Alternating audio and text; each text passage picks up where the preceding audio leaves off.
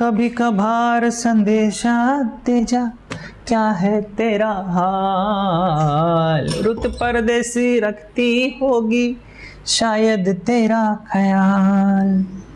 Okay, welcome back. तो हम chapter 2 पढ़ रहे थे। चैप्टर 2 का नाम था गौसला। घोंसला नहीं है ये, गाउसला, गाउसला एंड इट्स एप्लीकेशन, है ना। याद आ रहा है?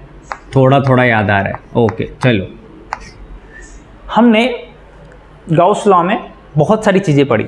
पहली बात तो ये देखी, हम जब चैप्टर 1 से उसको कनेक्ट करने की कोशिश की कि चैप्टर 1 में हम पढ़ रहे थे डिस्क्रीट चार्ज। डिस्क्रीट चार्ज का मतलब क्या होता है? पॉइंट चार्ज अलग अलग रखे हुए हैं, है ना। Q1, Q2, Qn ऐसे अलग अलग चार्ज रखे हुए हैं। उनकी वजह से मेरे सिस्टम में किस तरह का इलेक्ट्रिक फील्ड जनरेट हो रहा है ना। या अगर डाइपोल है, डाइपोल भी तो क्या है, 2 डिस्क्रीट चार्ज ही तो हैं, करेक्ट। तो ऐसे सिस्टम की वजह से, मतलब डाइपोल अगर सिस्टम है तो उसकी वजह से इलेक्ट्रिक फील्ड कैसे जनरेट हो रहा है। फिर मैंने कहा कि यार ये चीज़ प्रैक्टिकल तो है नहीं कि डिस्क्रीट चार्ज हो मेरे पास। होगा क्या, मेरे पास एक कंटिन्यूस चार्ज डिस्ट्रीब्यूशन होगा। मेरे पास एक लाइन होगी और उस लाइन में, पूरी लाइन में चार्ज गिवन होगा, है ना। मेरे पास एक ऐसा प्लेन होगा, ऐसा प्लेन, और उस पूरे प्लेन को चार्ज दे रखा होगा। मेरे पास एक स्फेयर होगा जैसे कि ये, ठीक है, और इस स्फेयर को मैंने चार्ज दे रखा होगा, है ना। तो अब बेसिकली बात ये है कि अगर कंटिन्यूस चार्ज डिस्ट्रीब्यूशन हो रहा है तो हम इलेक्ट्रिक फील्ड की कैलकुलेशन कैसे करेंगे। हमने देखा कि कंटिन्यूस चार्ज डिस्ट्रीब्यूशन का जो सबसे सॉलिड और सबसे अच्छा मेथड है वो है इंटीग्रेशन का मेथड। याद आ रहा है? हमने कि अपने आएगा नहीं, पर मैं बता रहा हूँ कि हमने एक रिंग ली, रिंग में हमने प्लस चार्ज दिया था और उसकी वजह से हमने एक्सिस पे इलेक्ट्रिक फील्ड निकाला था। छोटे छोटे पॉइंट लिए थे DQ, उसकी वजह से इलेक्ट्रिक फील्ड निकाला था। फिर पूरे को सम करने के लिए इंटीग्रेशन यूज़ किया था। This is the actual and correct method. But बीच में घुस गए गौस सर, और गौस सर ने बोला रुको बे, ऐसे क्या कर रहे हो, हम हैं ना यहाँ पे। तुम एक काम करो, हमारा फॉर्मूला यूज़ कर लो। अब उस फॉर्मूले को यूज़ करने से पहले, क्योंकि उन्होंने फॉर्मूले में कुछ ऐसी बातें बोल दी, याद आ रहा है, Q in divide by epsilon not is equal to close surface integration of E vector dot ds vector. अब ये नई नई चीज़ें देख के लोग पका गए, बोले ये क्या क्या बला दे दी। बोले रुको, बोले पहले तो एक गॉसियन सरफेस लो, उस गॉसियन सरफेस के अंदर कितना चार्ज एंक्लोज्ड है वो ये लो। ये है एयर की relative permittivity, sorry relative permittivity नहीं, परमिटिविटी ऑफ फ्री स्पेस, है ना। ये है क्लोज सरफेस इंटीग्रेशन, यानी कि मेरे को क्लोज सरफेस लेनी पड़ेगी। ये है सरफेस एरिया। बोले सरफेस एरिया ये क्या चीज़ है? तो मैंने सरफेस एरिया देखा, याद आ रहा है, सरफेस एरिया देखा। फिर सरफेस एरिया के बाद उन्होंने इस चीज़ को, इन दोनों को इक्वेट किया इस क्वांटिटी के, फाइनेट के। तो फिर मैंने ये चीज़ देखी जिसको मैंने फ्लक्स का नाम दिया। याद आ रहा है कि कितनी इलेक्ट्रिक लाइंस एक सरफेस एरिया से पास हो सकती हैं। तो उसके लिए मैंने इलेक्ट्रिक फील्ड और सरफेस एरिया वेक्टर का एक कंसेप्ट देखा, वहाँ से मैंने फ्लक्स को समझा और उसके बाद मैंने इन चीज़ों को कनेक्ट किया गॉस लॉ के साथ। अब बात आती है कि अगर मुझे कंटिन्यूस चार्ज डिस्ट्रीब्यूशन दे रखा है तो उसकी वजह से गॉस लॉ की हेल्प लेते हुए मैं किस तरह से इलेक्ट्रिक फील्ड की कैलकुलेशन कर सकता हूँ। आज की क्लास इसी पे डेडिकेटेड रहेगी, ठीक है। तो चलो फिर शुरू करते हैं।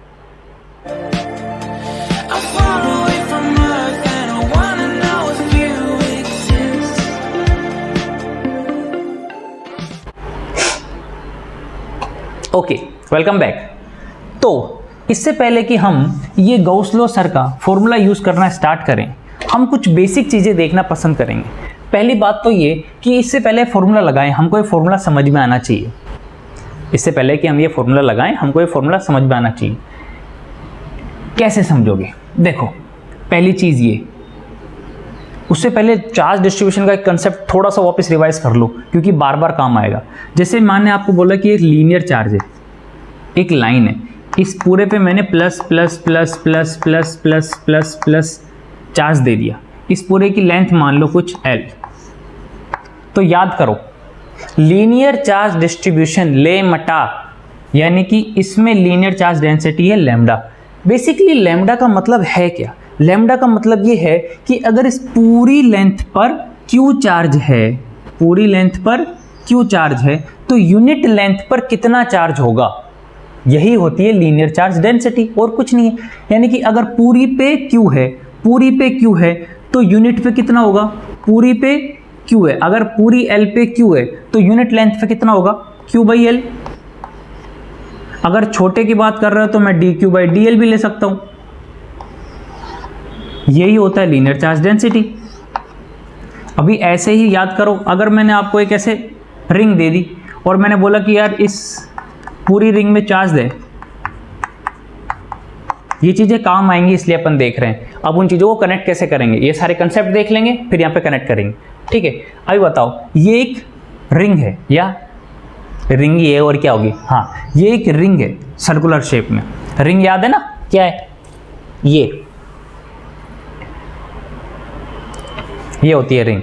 तो ये रिंग ऐसे रखी हुई है, इस रिंग पे पूरा क्यू चार्ज डिस्ट्रीब्यूटेड है। तो क्या ये रिंग एक लाइन चार्ज ही तो है ना, इस लाइन को ही तो मैंने सर्कुलर शेप में कन्वर्ट किया है। तो इस पूरे की लेंथ कितनी होती है, मुझे मालूम है सर्कुलर शेप है 2 पाई आर। तो क्या मैं यहाँ पे क्या बोल सकता हूँ, लाइन पे ही तो चार्ज डिस्ट्रीब्यूटेड ना, एरिया तो निकलेगा ही नहीं रिंग का। तो अगर मैं इस तरह से बात करूँ तो यहाँ पे भी तो लीनियर चार्ज डिस्ट्रीब्यूशन ही निकलेगा लैम्बडा, और वो क्या होगा, टोटल चार्ज Q और टोटल लेंथ यानी कि 2 पाई R। यानी कि अब Q चार्ज पूरी इस सरकमफ्रेंस पे डिस्ट्रीब्यूट हो गया तो लीनियर चार्ज डिस्ट्रीब्यूशन निकलेगा Q अपॉन 2 पाई R से, ठीक है। ऐसे ही मान लो मैं आपको कहूँ कि इस बार मैंने आपको ये प्लेन दिया,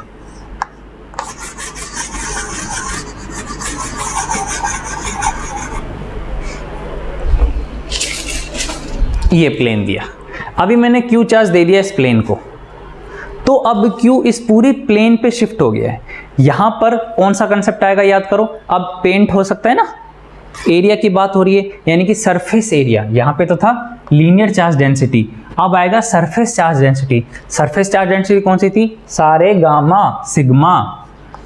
यहां पे फिर से सिग्मा कैसे निकालूंगा मैं, total charge upon unit surface area, ठीक है। अगर छोटे की बात कर रहा हूं तो अगर वैसे निकालना है तो मान लो इस पूरे का एरिया है, ये A है, ये B है, तो पूरे का एरिया कितना हो गया, A इंटू B। अगर पूरा Q चार्ज इस A इंटू B एरिया पर है तो इस यूनिट एरिया पे कितना चार्ज होगा, Q अपॉन AB, और यही तो मेरा सिग्मा है। समझ में आ गया।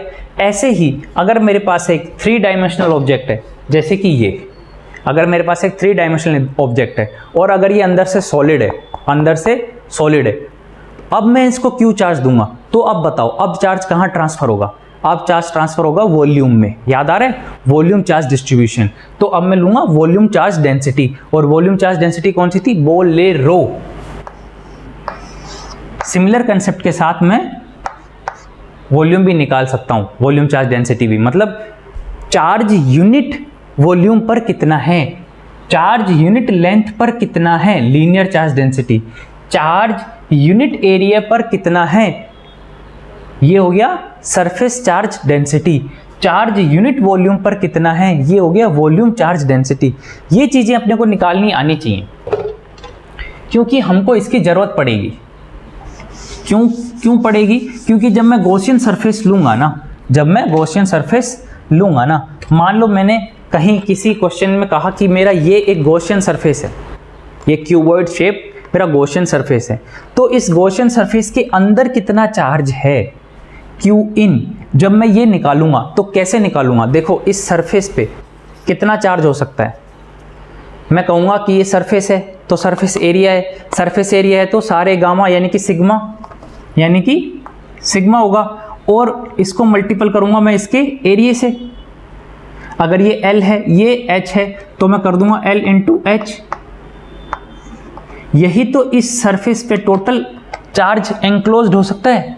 ऐसे ही मैं हर सरफेस के लिए अलग अलग एनक्लोज चार्ज निकालूंगा। तो क्यों इनकी कैलकुलेशन में मेरे को linear charge density, surface charge density, इन कंसेप्ट का बहुत यूज आएगा। दूसरी चीज सरफेस एरिया पकड़ना भी बहुत जरूरी है। जैसे याद करो मैंने आपको वो सिलेंडर वाला क्वेश्चन करवाया था। सिलेंडर वाले क्वेश्चन में क्या था कि अगर तुम ना बहुत ही परेशान करते हो कसम से बे। एक तो इतना गीला कपड़ा लेके आते हो, क्या करें बे, परेशान हो गए हैं जिंदगी से। आज तुम्हारी क्लास रिकॉर्ड की तो आज देखो सूरज देवता मेहरबान हो गए, 2 दिन से नहीं थे। सूख जा मेरी जाने मन, तो नाराज ही हो गई यार।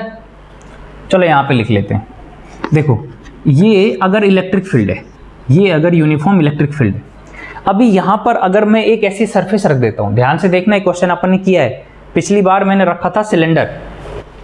सिलेंडर गायब है, ये रहा, ये सिलेंडर रखा था मैंने, याद आ रहा है। अभी सिलेंडर के साथ जो कंसेप्ट लगेगा वही कंसेप्ट किसी दूसरी सरफेस पे लगेगा। जैसे मैंने कोई दूसरी सरफेस यहाँ पे रखी तो इसमें अगर आप इसकी बात करो, देखो इमेजिन करते रहना इलेक्ट्रिक फील्ड ऐसे। अब देखो इसमें कितने सरफेस एरिया हैं या कितनी सरफेस हैं, 1 2 3 4 5 6, ये तो आप जानते हो 6 सरफेस हैं। हर सरफेस का surface area vector perpendicular outward, normal outward है। तो ये सरफेस ऐसे, इस सरफेस का सरफेस एरिया कहाँ है, बाहर आपकी ओर। इस सरफेस का सरफेस एरिया किधर है, ऊपर की ओर, सरफेस एरिया वेक्टर। इस सरफेस का सरफेस एरिया वेक्टर किधर है, क्लोज सरफेस है ना, बाहर की ओर देखो, यानी कि इधर की ओर। इस सरफेस यानी नीचे वाली सरफेस का सरफेस एरिया वेक्टर किधर है, नीचे की ओर। और इस सरफेस का सरफेस एरिया वेक्टर किधर है, इधर की ओर। और जो पीछे सरफेस जो छुपी हुई है, इस सरफेस की वजह से सरफेस एरिया वेक्टर किधर है, अंदर, बोर्ड के अंदर की तरफ। यानी कि सरफेस एरिया वेक्टर कैसे आएगा, परपेंडिकुलर नॉर्मल आउटवर्ड आता हुआ। लेकिन हर जगह इलेक्ट्रिक फील्ड की डायरेक्शन तो ऐसी ही होगी। तो ई हर जगह ds से अलग अलग एंगल बनाएगा। जैसे यहाँ पे कितना एंगल बनाएगा, 90, यहाँ पे कितना बनाएगा, 90, यहाँ पे कितना बनाएगा, 180, यहाँ पे कितना बनाएगा, 0, यहाँ पे कितना बनाएगा, 90, यहाँ पे कितना बनाएगा, 90। तो ये एंगल की कैलकुलेशन बहुत ज़रूरी है। क्यों, मेरे को पता होना चाहिए कि मेरी सरफेस में जितने भी सरफेस एरिया है, जितनी भी सरफेस बन रही है मेरी गॉसियन सरफेस में, वो सब इलेक्ट्रिक फील्ड के साथ क्या एंगल बना रही है, क्योंकि ये डॉट प्रोडक्ट है और ये सोल्व होगा E into ds cos theta से। तो E और ds के बीच में एंगल कितना है। अब यहां पे आकर गेम पलटता है कि गॉसियन सरफेस या गॉसियन लॉ हर जगह नहीं लगा सकते। गॉसियन लॉ लगाने के लिए जो सबसे इंपॉर्टेंट कंसेप्ट है, ये सारी रामायण का मतलब वो है कि गॉसियन लॉ लगाते वक्त गॉसियन लॉ सिर्फ और सिर्फ वहाँ मदद करेगा मुझे जहाँ पर मैंने गॉसियन सरफेस बड़े ही समझदारी से चूज़ की है। गॉसियन सरफेस मैंने ऐसी चूज़ की है कि उस गॉसियन सरफेस का सारे सरफेस, जितने भी सरफेस आ रहे हैं, वो इलेक्ट्रिक फील्ड के साथ एक ऐसा एंगल बना रहे हैं जहाँ पे ये कैलकुलेशन बहुत ईजी पड़ रही है। और ये कैलकुलेशन कब ईजी पड़ती है, जब थीटा 0 हो, थीटा 90 हो या थीटा 180 हो। तो मुझे 2-3 चीज़ों का ध्यान रखना है। गॉसियन सरफेस इस तरह से लेनी है, इसे ऐसी सिमेट्री में लेनी है कि मेरे लिए क्यों इनका कैलकुलेशन बहुत आसान हो जाए। दूसरा, गॉसियन सरफेस इस तरह से लेनी है कि इलेक्ट्रिक फील्ड, अब ये कंसेप्ट याद रखो, पहला इस तरह से लेनी है कि क्यों इनकी कैलकुलेशन ईजी हो जाए। दूसरा, गॉसियन सरफेस इस तरह से लेनी है कि E और ds में एंगल 0, 90 या 180 हो, अदरवाइज गॉसियन लॉ लगाना नेक्स्ट टू इम्पॉसिबल हो जाएगा। तीसरा, मुझे गॉसियन सरफेस ऐसे लेनी है, इस तरह से लेनी है कि यहाँ से E इस इंटीग्रेशन से बाहर आ सके, और इस इंटीग्रेशन से E तभी बाहर आएगा जब मेरा E हर जगह यूनिफॉर्म होगा, कांस्टेंट होगा, तभी तो E, क्योंकि इंटीग्रेशन से बाहर वही चीज़ निकल सकती है जो कांस्टेंट होगी। तो मेरे को गॉसियन सरफेस ऐसे लेनी है कि उस सरफेस पे हर जगह E कांस्टेंट आ रहा हो। अभी सुनने में आपको लग रहा होगा कि यार ये तो ज़्यादा डिफिकल्ट हो गया, पर बिलीव मी, सिमेट्रिकल सरफेस में ये चीज़ बहुत काम आएगी। ठीक है, ये सारे कंसेप्ट समझ में आए। E और S का एंगल ये होना चाहिए, गॉसियन सरफेस ऐसी होनी चाहिए कि वो सिमेट्रिकल हो, और वहाँ पर E और ds के बीच में ये एंगल आ रहे हों।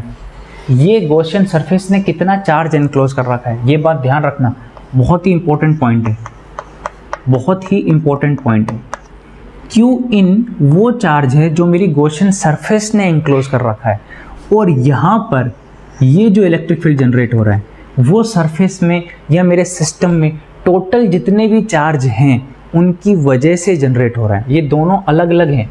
ये तो सिर्फ और सिर्फ गॉसियन सरफेस के अंदर जो चार्ज हैं वहाँ सिर्फ वो कैलकुलेट करूँगा मैं इसमें, और यहाँ पर सारे चार्ज की वजह से इलेक्ट्रिक फील्ड निकलेगा। ये हो गया गॉसियन लॉ। ओके, पहली चीज़ मैं अब निकालना चाहूँगा electric field due to infinitely long wire.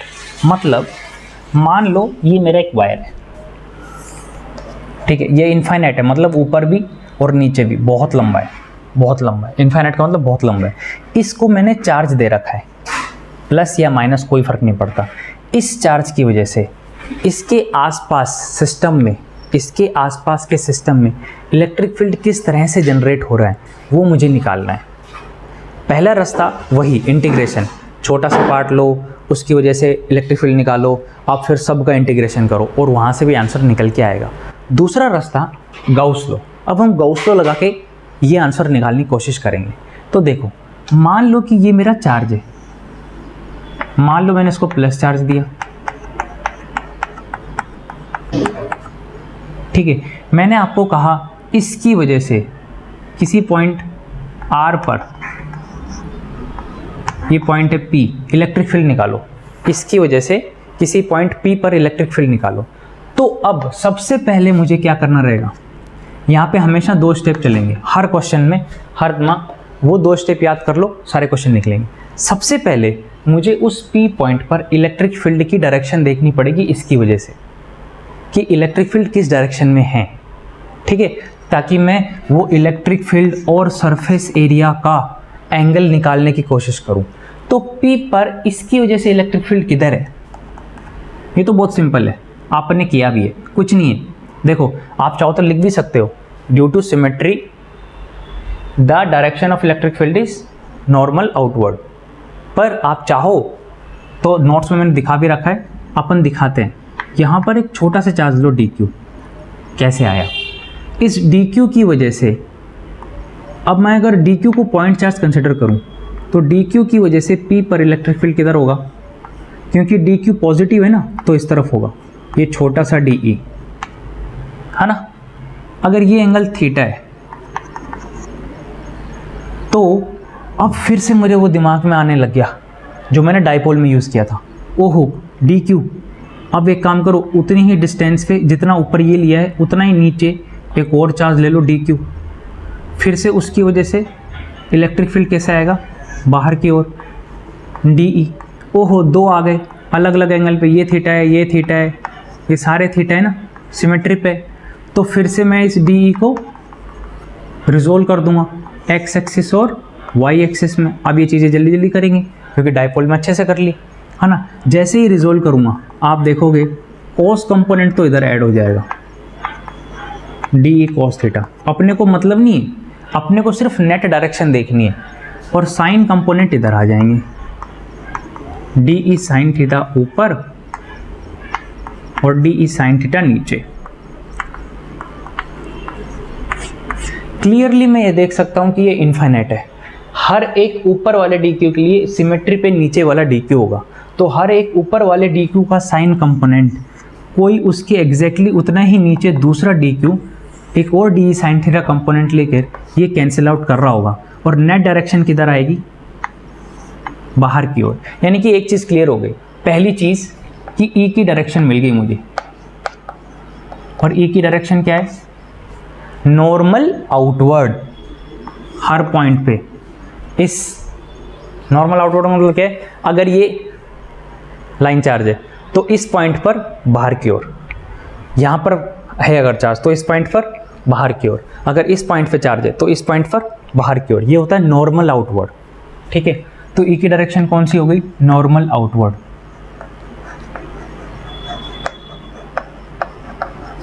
ठीक है, अभी मैं दूसरा काम करूंगा, अब इसको मिटा दो।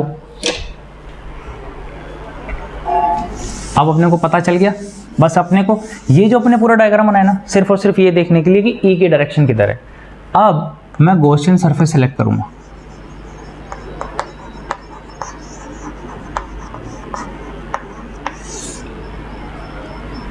इस P पॉइंट पर इलेक्ट्रिक फील्ड निकालना है मुझे, और ये R डिस्टेंस पर है। अब देखो गॉसियन सरफेस सेलेक्ट करते वक्त जो 2-3 बातों का ध्यान रखना है। गॉसियन सरफेस सिमेट्रिकल होनी चाहिए, पहली चीज़। गॉसियन सरफेस उस पॉइंट से क्रॉस होनी चाहिए जिस पॉइंट पर इलेक्ट्रिक फील्ड निकालना है, वरना तो कोई मतलब ही नहीं रह जाएगा। और ई और सरफेस एरिया के बीच में एंगल सेट होना चाहिए। अभी सब समझ में आएगा। देखो जैसे मान लो कि ये एक वायर है, ठीक है। अब इस वायर को इस डिस्टेंस पर मुझे इलेक्ट्रिक फील्ड निकालना है, तो मैं किस तरह से इस वायर पे जो चार्ज डिस्ट्रीब्यूट है उसको गॉसियन सरफेस में एनक्लोज करूं, किस तरह से करूं कि वो सिमेट्रिकल हो और ई और एस के साथ एंगल बनाए। याद रखना वैसे अपने लेवल पे तो हम हमेशा ही या तो स्फेरिकल सिमेट्री यूज़ करेंगे या फिर सिलेंड्रिकल सिमेट्री। अब लगा के देखो, जैसे मान लो आप एक सिलेंडर लेके आए, मान लो ये ऊपर से कटा हुआ है। अब आपने ये स्ट्रेट मान लेना इसको, अरे सीधा हो जाए यार, तो परेशान मत कर मेरे को ज़िंदगी में। हाँ, इस वायर को इस तरह से सिलेंडर में बंद कर दिया, दिख रहा है? तो क्या ये सिलेंड्रिकल सिमेट्री में नहीं आ गया? और मान लो, ऐसा मानो कि इस पॉइंट पर मुझे इलेक्ट्रिक फील्ड निकालना था, तो क्या ये पॉइंट भी गॉसियन सरफेस में आ गया? क्या ये एक गॉसियन सरफेस हो गई? इस गॉसियन सरफेस में ये वाला सरफेस कितनी है? देखो, एक, ये दूसरी कर्व्ड ये दिखाई दे रही है, और तीसरी नीचे वाली, 3 सरफेस है। इसकी वजह से इलेक्ट्रिक फील्ड इसकी वजह से सरफेस एरिया की डायरेक्शन किधर है? ऊपर की ओर। इसकी वजह से सरफेस एरिया की डायरेक्शन किधर है? नीचे की ओर। और इसकी वजह से किधर है? हर बार बाहर की ओर, है कि नहीं? तो मैं यही चीज़ यहाँ बनाने की कोशिश करूँगा, ठीक है। तो अगर मैं इसको इस तरह से बंद करूँ, एक सिलेंडर में,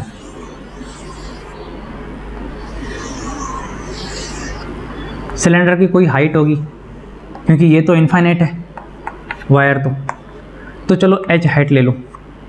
सिलेंडर की रेडियस तो r ही होगी क्योंकि ये पॉइंट, जिस पॉइंट पे इलेक्ट्रिक फील्ड निकालना है मुझे गॉसियन सरफेस पे चाहिए। तो अब ये जो सिलेंडर है ना, ये मेरी हो गई गॉसियन सरफेस।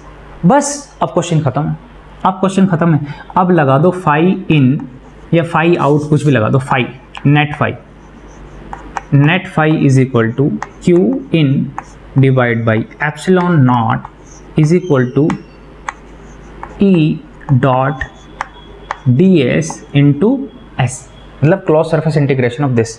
अब बस अपने को ये देखना है कि गॉसियन सरफेस में टोटल कितनी सरफेस है, उन हर सरफेस के लिए अलग अलग ये लगा दो। बताओ कितनी सरफेस है? 3, एक ये और एक ये कर्व्ड। इस कर्व्ड सरफेस की जैसे मैंने देखा है अभी, ये अगर मान लूँ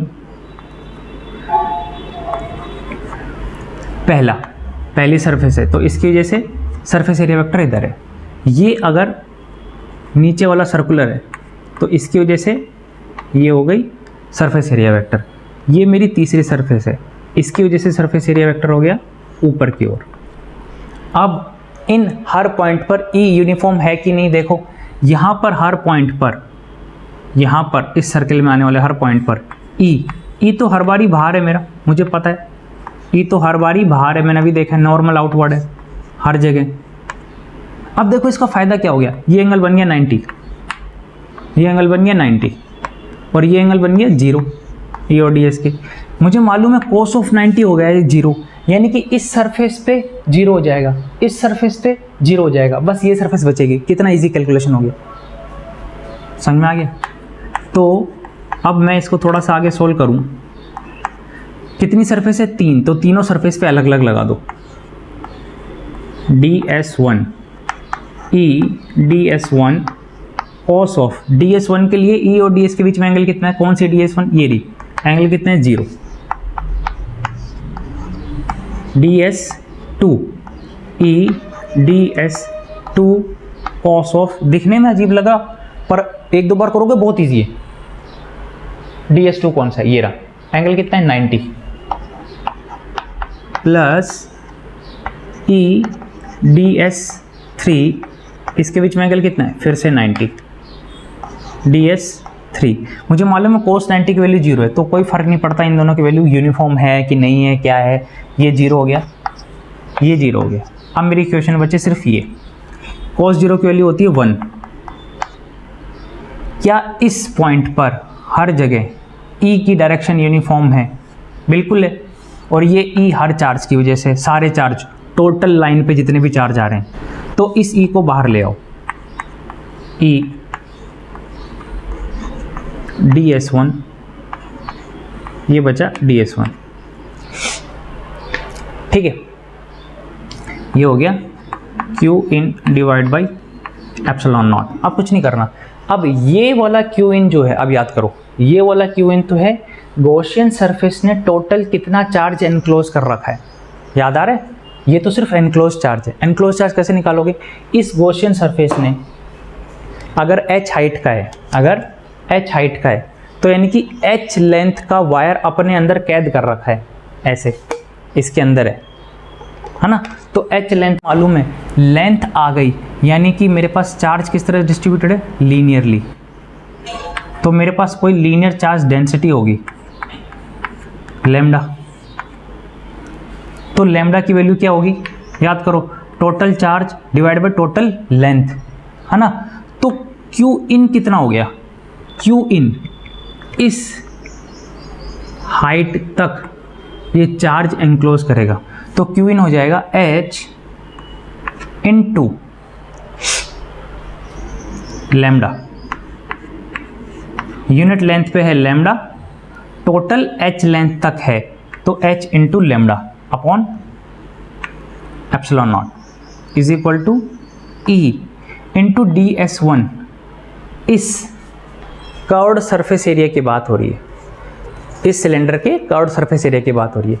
सिलेंडर के कर्व्ड सरफेस एरिया का सरफेस एरिया कितना होता है? हमने 10th में पढ़ा था 2 पाई आर एच,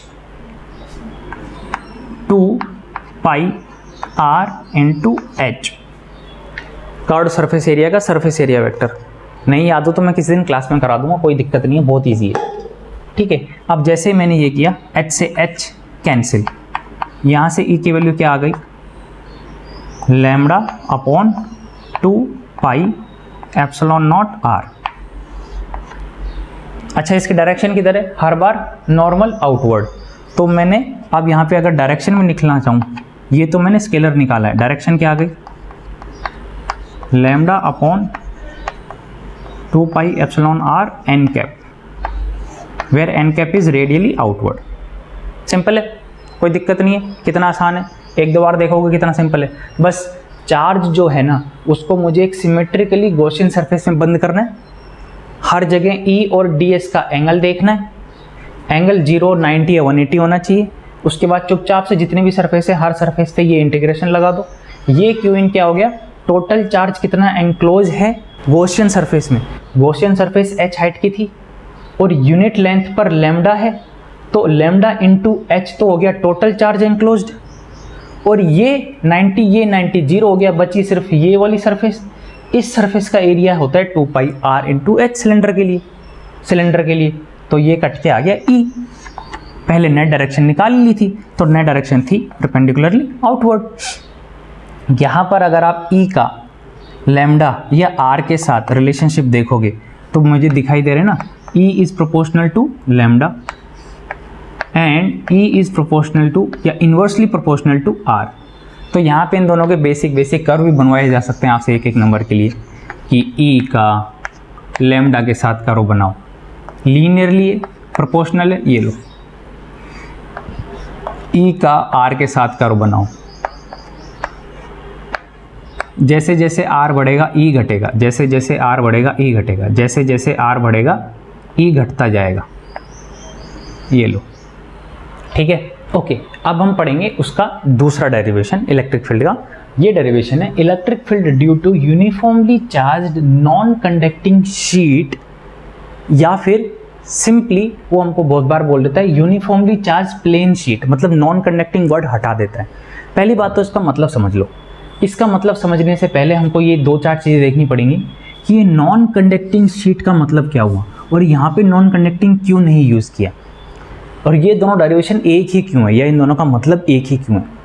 तो देखो, ये तो मुझे समझ में आ गया, इसको शीट बोलते हैं, है ना? ये शीट है मेरी, ठीक है। याद रखो, कंडक्टर और नॉन कंडक्टर की एक प्रॉपर्टी याद रखो। कंडक्टर को जैसे मैंने चार्ज दिया, अगर मैंने इस शीट को चार्ज दिया तो ये अगर कंडक्टर है ना तो इस पूरे पे डिस्ट्रीब्यूट हो जाएगा। ये ध्यान रखें, आगे बहुत काम आएगा। जैसे मैं इसको चार्ज दूंगा ना कंडक्टर को, ये चार्ज आपस में एक दूसरे को रिपेल करेगा।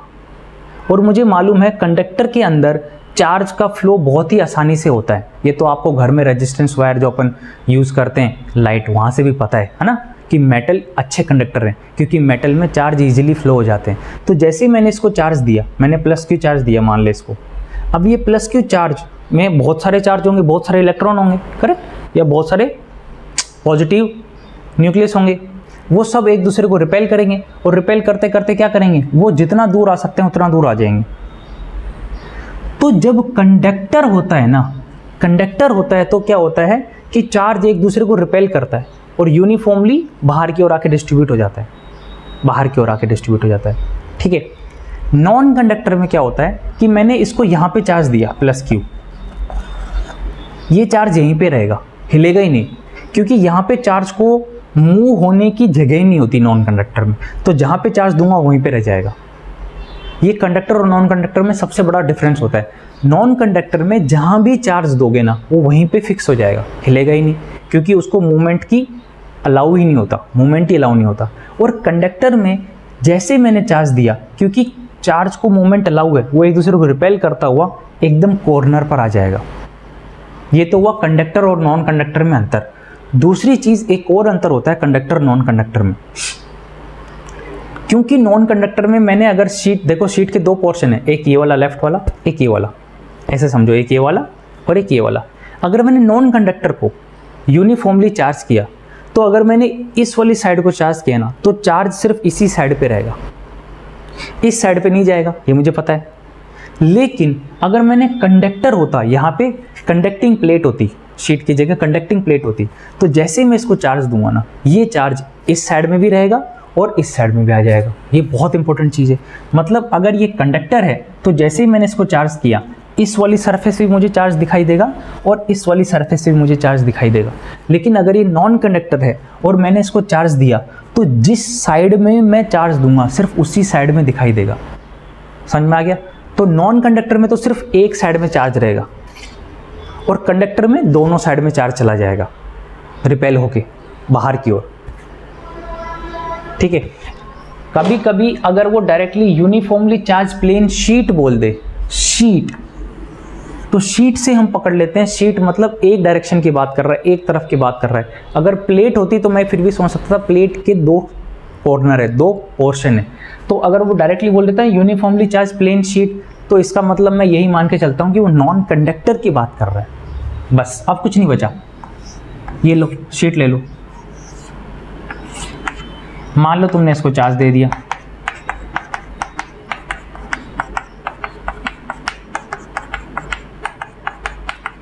ठीक है, ये इनफाइनाइट है due to uniformly charge infinite. ठीक है, ये भी infinitely uniformly charge plane sheet है। इनफाइनाइट मतलब ये शीट ऊपर नीचे एक्सटेंडेड है। ठीक है, इसकी वजह से मुझे किसी पॉइंट P पर इलेक्ट्रिक फील्ड निकालना है। अब देखो कितना सिंपल होता जाएगा। ये रही शीट, ये शीट, अगर ये नॉन कंडक्टर है, मैंने इसको चार्ज दिया तो सिर्फ इसी साइड में रहेगा, इस साइड में तो नहीं जाएगा, ये बात भी क्लियर हो चुकी। तो यानी कि सिर्फ इसी साइड में मुझे चार्ज दिखाई दे रहा है।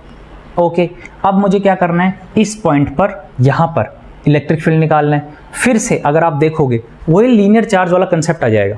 सेम यहाँ पर एक छोटा सा चार्ज लूँगा dq, इसकी वजह से इलेक्ट्रिक फील्ड इधर आएगा, इसकी वजह से इलेक्ट्रिक फील्ड इधर आएगा, साइन कंपोनेंट कैंसिल होगा, कोस कंपोनेंट ऐड हो जाएगा। फिर से डायरेक्टली इस बार मैं बोल सकता हूँ, एग्जाम में भी आएगा तो भी डायरेक्टली लिख सकता हूँ, नहीं तो अपने नोट्स में दे रखे हैं, कोई दिक्कत नहीं, डायरेक्टली लिख सकते हो। Due to the symmetry, due to the symmetry, point 1 में क्या कर रहा हूँ, P पर इलेक्ट्रिक फील्ड की डायरेक्शन चेक कर रहा हूँ ताकि मैं गॉसियन सरफेस ले सकूँ। Due to the symmetry, direction of E is normal outward. Same concept समझ में आ गया होगा। कोई दिक्कत ही नहीं है, ये तो बहुत आसान है। अब सिलेक्शन ऑफ गॉसियन सरफेस, बस और आंसर आ जाएगा। अब बताओ, ये मेरी शीट है, ये मेरी शीट है।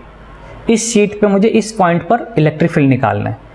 इस पॉइंट को गॉसियन सरफेस में क्लोज करना पड़ेगा और इस तरह से गॉसियन सरफेस लेनी पड़ेगी कि गॉसियन सरफेस का हर पॉइंट E और S का जब मैं इंटीग्रेशन खोलूं तो या तो 0 डिग्री हो या 90 डिग्री हो या 180 डिग्री हो, कोई दिक्कत नहीं। ये लो, मान लो ये लगा दिया मैंने, ये लो, दिख रहा है, ये लो। इस पॉइंट पर मुझे इलेक्ट्रिक फील्ड निकालना था।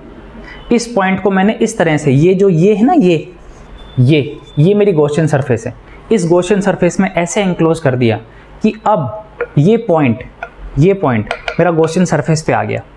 ना सिर्फ गॉसियन सरफेस पे आ गया, अगर मैं देखूं तो हर जगह इलेक्ट्रिक फील्ड की डायरेक्शन किधर है। पहले तो इलेक्ट्रिक फील्ड डायरेक्शन देख लो, बाहर की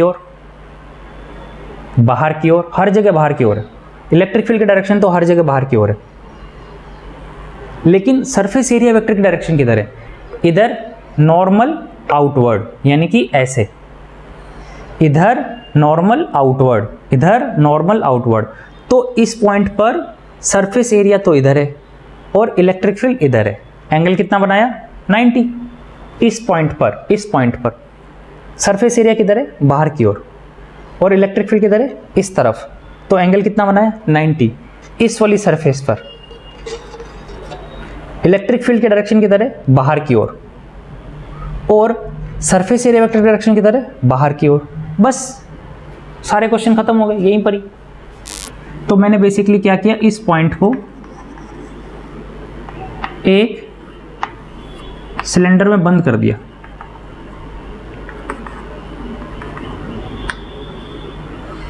और ये मेरा सिलेंडर हो गया गॉसियन सरफेस।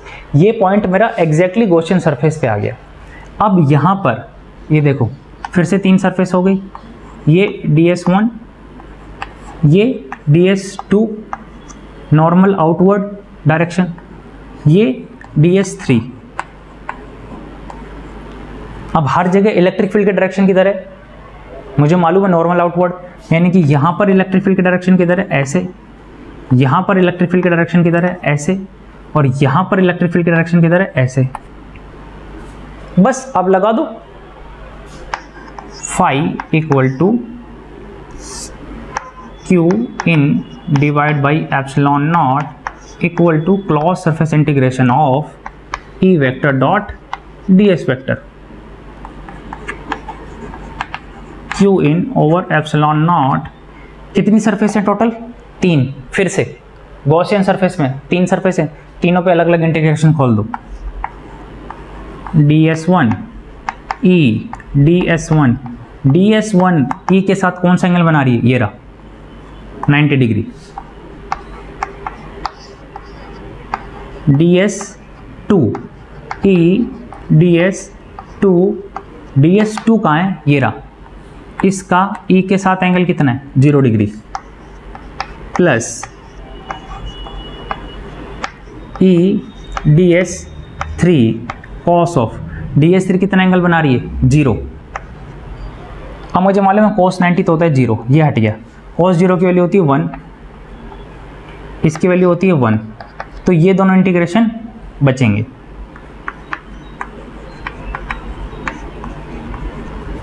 E यूनिफॉर्म है, देखो इस डायरेक्शन पे, उस डायरेक्शन पे, E इंटीग्रेशन से बाहर आ गया। Close surface integration of DS2, इस सरफेस इंटीग्रेशन मतलब इस एरिया का, DS वेक्टर की डायरेक्शन तो बाहर थी, इसका एरिया कितना है? या ये सर्कुलर शेप नहीं है? सर्कुलर शेप है ना, तो इसका एरिया कितना होगा? Pi into R square. ये R इस सिलेंडर की रेडियस होगी, ये R इस सिलेंडर की रेडियस होगी। तो अगर मैं सिलेंडर की रेडियस R1 ले लेता हूँ, क्योंकि R मेरे क्वेश्चन में ऑलरेडी है, तो ये हो गया पाई R1 स्क्वायर। प्लस सेम चीज़ यहाँ पे आएगी, E बाहर आएगा, DS3 का सरफेस एरिया वेक्टर, DS3 फिर से सर्कुलर शेप है, फिर से उसका एरिया हो जाएगा pi r square, pi r one square, क्योंकि R1 सिलेंडर की रेडियस है। अब बचा क्यू इन। क्यू इन को देखो, ये इंटरेस्टिंग चीज है। निकल बे, ये है मेरी प्लेन शीट, ध्यान से देखना, ये है मेरी प्लेन शीट, चार्ज इस पे डिस्ट्रीब्यूटेड है, चार्ज इस पे डिस्ट्रीब्यूटेड है। ये है मेरी गॉसियन सरफेस। इस गॉसियन सरफेस को जैसे ही मैंने इस प्लेन शीट के आर पार किया, इसने इतना चार्ज दिखाई दे रहा है, इतना चार्ज, ये वाला चार्ज अपने अंदर इनक्लोज कर लिया कि नहीं कर लिया। अब ये चार्ज इस गॉसियन सरफेस के अंदर है, बाकी सारा चार्ज इस गॉसियन सरफेस के बाहर है। इस शीट पे जितना भी चार्ज था उसमें से सिर्फ ये वाला चार्ज, सिर्फ ये वाला चार्ज इस गॉसियन सरफेस के अंदर है। ये चार्ज कितना है, ये देखो, एक सर्कुलर शेप है कि नहीं है, ये वही तो है पाई आर वन स्क्वायर, ये वही सिलेंडर का सर्कल ही तो चल रहा है, ये सिलेंडर का सर्कल ही तो चल रहा है। तो इसने टोटल क्यू इन कितना लगाएगा। अब देखो ये सरफेस एरिया है, तो यहाँ पे सरफेस एरिया की बात हो रही है ना, तो यहाँ पे चार्ज किस तरह डिस्ट्रीब्यूट होगा, लीनियर सरफेस या वॉल्यूम सरफेस, सारे गामा सिग्मा, यानी कि ये मेरी होगी सरफेस चार्ज डेंसिटी। जिस चीज़ की ज़रूरत जब पड़ेगी हम तभी उसको यूज़ करेंगे, सरफेस चार्ज डेंसिटी, यानी कि यूनिट एरिया पर है सिग्मा। गॉसियन सरफेस का टोटल एरिया कितना हुआ, पाई आर वन स्क्वायर, जिसने इसको एंक्लोज किया है, आ गया epsilon not, E into pi r one square into pi r one square हो गया 2 into E pi r one square. ठीक है, पाई आर वन स्क्वायर से pi r one square cancel, E की वैल्यू क्या हो गई, सिग्मा ओवर 2 एप्सिलॉन नॉट। ये याद रखना, इंटरेस्टिंग है। अच्छा एक बात बताओ, ये बड़ा ही इंटरेस्टिंग है। इंटरेस्टिंग इसलिए है क्योंकि मैं P पॉइंट पर R डिस्टेंस पे इलेक्ट्रिक फील्ड निकाल रहा था। P पॉइंट पर R डिस्टेंस है, R का है, वे R कैंसिल आउट हो गया। अच्छा R का तो गेम ही नहीं है, मतलब ये कहना चाह रहा है कि अगर मेरे पास इनफाइनेटली शीट है तो इसकी वजह से यहां पर कितना इलेक्ट्रिक फील्ड होगा और यहां पे कितना इलेक्ट्रिक फील्ड होगा बराबर है। देखो ये इलेक्ट्रिक फील्ड सिर्फ सिग्मा और एप्सिलॉन नॉट पे डिपेंड करता है। सिग्मा क्या है, इसके surface charge density, epsilon not क्या है मालूम मुझे, एयर की परमिटिविटी, फ्री स्पेस की, सॉरी एयर की नहीं, फ्री स्पेस की परमिटिविटी। तो यहाँ पे तो आर का गेम ही नहीं है, मतलब इस पॉइंट पे निकालूं या इस पॉइंट पे निकालूं या इस पॉइंट पे निकालूं या इस पॉइंट पे निकालूं, इलेक्ट्रिक फील्ड सेम आएगा। यानी कि इलेक्ट्रिक फील्ड आर पे तो डिपेंड ही नहीं करता। तो अगर आर मैं कितना भी चेंज करूं, अगर आर 0 है तो इलेक्ट्रिक फील्ड इतना है, तो आर इतना है तो भी इलेक्ट्रिक फील्ड इतना ही है। यानी कि आर मैं चेंज करूंगा, ई चेंज नहीं होगा, ई की वैल्यू जो भी आएगी ना वही कांस्टेंट रहेगी और ई की वैल्यू बस यही रहेगी। ऐसे ही अगर मैं ई का सिग्मा के साथ कर्व बनाऊं तो क्या आएगा, ई सिग्मा के प्रोपोर्शनल ना, ये लो, ये सिग्मा और ये ई। ठीक है, इसके डायरेक्शन किधर थी, यहाँ पे देखी थी, नॉर्मल आउटवर्ड, यानी कि एन कैप। अगर मैं ई वेक्टर की डायरेक्शन निकालना चाहूँ तो ये हो गई sigma over 2 epsilon not an cap. इसमें ये बात ध्यान रखना, ये मैंने पॉजिटिव चार्ज के लिए लिया है। अगर यहाँ पर नेगेटिव चार्ज हो जाएगा, यहाँ पर नेगेटिव चार्ज हो जाएगा तो बस कुछ भी नहीं बदलेगा, सारे डेरिवेशन में कुछ नहीं बदलेगा, बस ई की डायरेक्शन बदलती जाएगी। प्लस है तो बाहर की ओर है, नॉर्मल आउटवर्ड, अगर माइनस होगा तो नॉर्मल इनवर्ड हो जाएगा, बस और कुछ नहीं बदलेगा। तो यहां पर ई वेक्टर डायरेक्शन आ जाएगी माइनस ऑफ एन कैप। अगर अपने को घुमाने की कोशिश करे वो, तो एक में ही 2 डेरिवेशन खत्म हो रहे हैं, प्लस की जगह माइनस आ गया तो अब ई की डायरेक्शन किधर हो जाएगी, अंदर की ओर।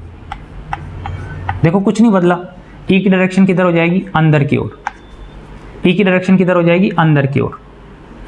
ये एंगल तो अभी भी 90 है, ये इंटीग्रेशन अभी भी 0 है, बस यहाँ पे थोड़ा सा बदलेगा। ये देखो ये एंगल 180, ये एंगल 180, इस 180 की वजह से यहाँ पे नेगेटिव साइन आ जाएगा, क्योंकि cos 180 कितना होता है, -1, ये -1 का साइन यहाँ पर आएगा ना, इसलिए ये नेगेटिव हो जाएगा, बस खत्म। ठीक है, अच्छा एक बात बताओ, अगर मेरे को नॉन कंडक्टिंग शीट की जगह कंडक्टिंग शीट या कंडक्टिंग प्लेट दे तो इस डेरिवेशन में क्या अंतर आएगा? मतलब अब मेरे पास ये कंडक्टिंग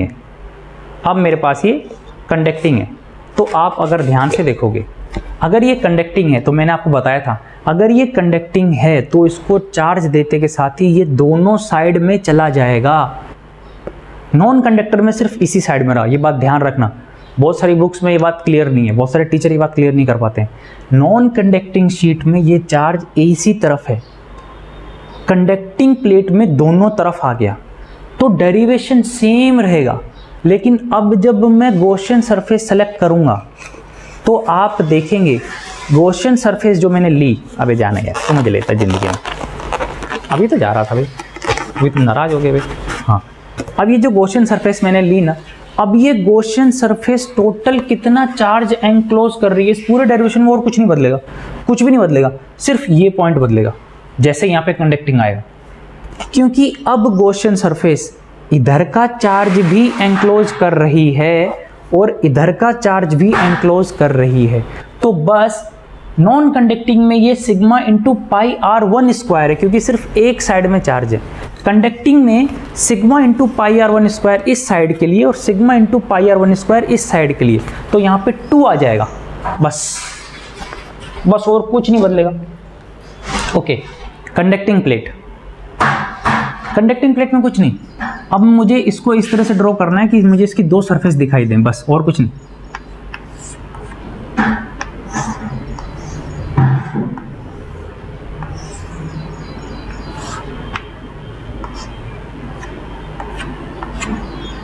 यानी कि अब मैंने इसको चार्ज दिया तो इसकी इस वाली सरफेस पे भी होगा और ये वाली सरफेस जो पीछे है उस वाली सरफेस पे भी होगा। तो अब मैं जब इसको ऐसे गॉसियन सरफेस में एनक्लोज करूँगा तो गॉसियन सरफेस इसकी इस वाली सरफेस का चार्ज भी अपने अंदर डालेगी और गॉसियन सरफेस जो ऐसे पीछे से आ रही होगी ना, जो मुझे दिखाई नहीं दे रही यहाँ, तो गॉसियन सरफेस इस बार 2 बार चार्ज एनक्लोज करेगी। देखो, इस बार गॉसियन सरफेस 2 बार चार्ज एनक्लोज करेगी, एक बार इस साइड का और एक बार इस साइड का, और कुछ नहीं बदलेगा। ठीक है, step 1, direction of electric field same normal outward अगर ये पॉजिटिव है तो, नेगेटिव है तो, अगर ये पॉजिटिव है तो ई की डायरेक्शन नॉर्मल आउटवर्ड हर जगह। ठीक है, सिमेट्री से डायरेक्टली लिख सकते हो। दूसरा, गॉसियन सरफेस आपको दिखाई दे रही है, अभी डिस्कस कर ही लिया है, डायरेक्टली करते हैं। तीसरा, अब यहाँ पे देखो, पहली गॉसियन सरफेस ये ले लो DS1, दूसरी गॉसियन सरफेस ये ले लो DS2, तीसरी गॉसियन सरफेस ये ले लो DS3। ये DS3 यहाँ पर E के साथ एंगल कितना बना रही है? 0। ये DS3 यहाँ पे एंगल कितना बना रही है? 0। ये DS3 E के साथ यहाँ पे एंगल कितना बना रही है? 90। बस अब लगा दो, phi is equal to Q in divide by epsilon not close surface integration of E vector dot DS vector. Q in over epsilon not, कितनी सरफेस है? 3, तीनों पे लगाओ।